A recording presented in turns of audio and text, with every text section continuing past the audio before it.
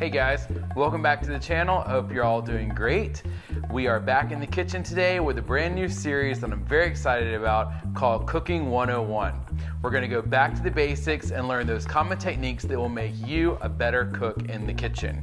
I think you'll find a lot of value in these videos. I think that it's a great idea to share concepts and how we do things in the kitchen with each other so that we can all become better cooks. Whether you're someone who's just starting out cooking for yourself and your family, or whether you've been cooking for decades, there's always things we can learn from each other.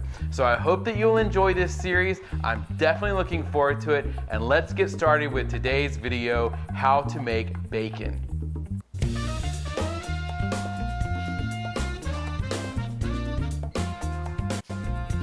Basically, I feel like everyone has had bacon. Even vegetarians have gotten drunk at some point and thrown caution to the wind and eaten bacon. They'll never admit it, but I know they have. So everyone's had bacon, but bacon is one of those things that can actually be somewhat intimidating to make. And the reason why is because, one, a lot of people like their bacon a lot of different ways. Some on the more raw side, some on the more well done, crispy, almost burnt side. It's like steaks. It can be a little intimidating when you're first starting out to cook bacon. Second of all, everyone thinks there's really only one technique in the skillet. And to be fair, that is the traditional way to do it. And maybe one day I'll make a video on the best way to do skillet bacon. But today, we're gonna do a different method, which is in the oven.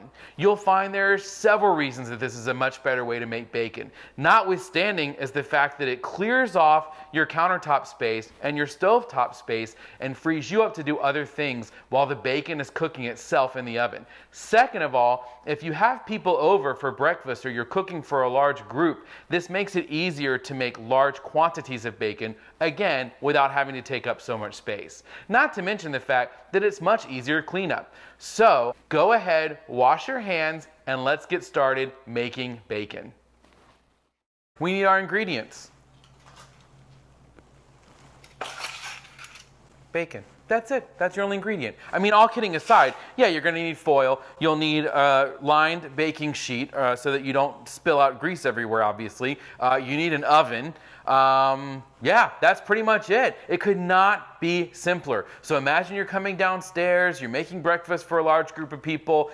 This is going to be the way to do it, to free up your time, to free up your space, as we were talking about before, and to make the process simple. And that's what we always want in the kitchen, to provide good things simply as possible, right? So that's where this comes from. So all you're going to need to do, take the bacon of your choice, Applewood, no sugar added for the low carb crowd. Line it out on your baking sheet. Use multiple baking sheets if you need to, if you're making a lot of bacon. And then you're going to put this in an oven and preheat it to 400 degrees. Now, listen to what I just said. You are going to put it in the oven, then preheat it to 400 degrees. This is very different than what we would normally do when we preheat for cooking. And the reason that is because we want to take advantage of that heating process. Since this is Cooking 101, let's talk about the basics of preheating the oven. Obviously, the oven starting out is cold. And when you put it to 375, 400, 450, it's going to go from cold to that temperature in a matter of minutes for most ovens. That's going to be a lot of heavy, high intense heat. And normally we don't want anything in the oven when that process is happening. So take, for example, you've created a casserole, right? And you've made it the night before to make it easier on you the next day. And you're going to move it from the fridge to the oven, right? This happens all the time. You can take that casserole from the fridge and put it into an already preheated oven.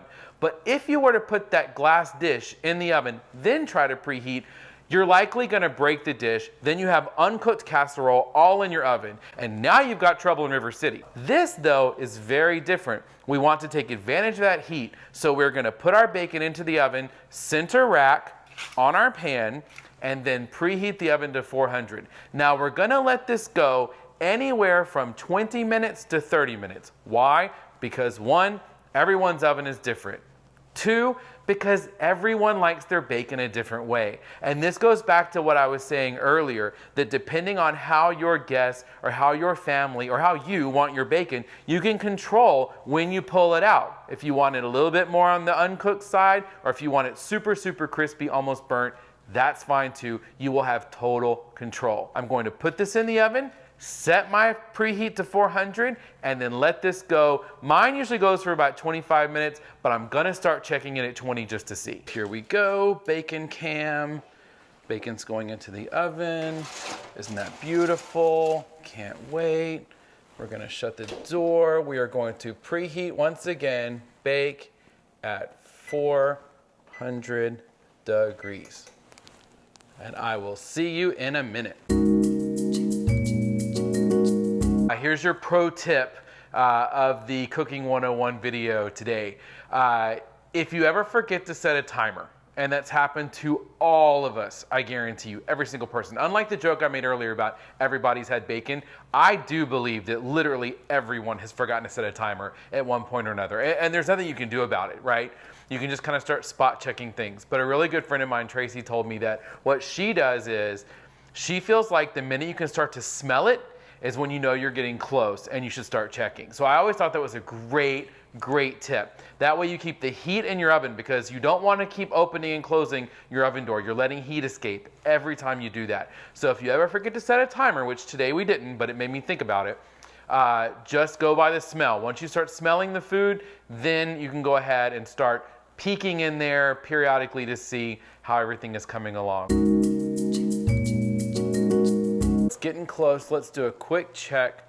Oh yeah, this is about how we like it. We're CBP, crispy bacon people. So this looks about how it wants to be. So I'm gonna go ahead and pull it. All right, so this is exactly how we like for it to look, because again, we like the crispy, right? So if you wanted to pull it, this was about 22 minutes or so. So if you want to pull it a little sooner, it'll look, you know, less done. If you want to leave it a little longer, that's fine too.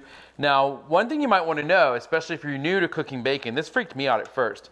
It'll be a little kind of loosey-goosey when you first pull it out. That's not crispy, right? That's not good if you're wanting crispy bacon. But what you need to know is that as it cools, it will crisp up. So we're just going to move this over to a paper towel lined plate, paper plate, whatever you've got is fine.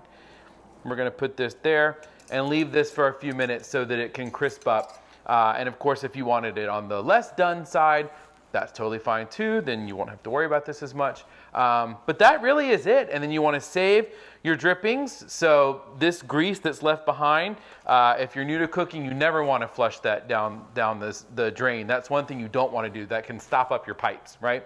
So you always want to move this to an empty can or a little container, something so it can cool off.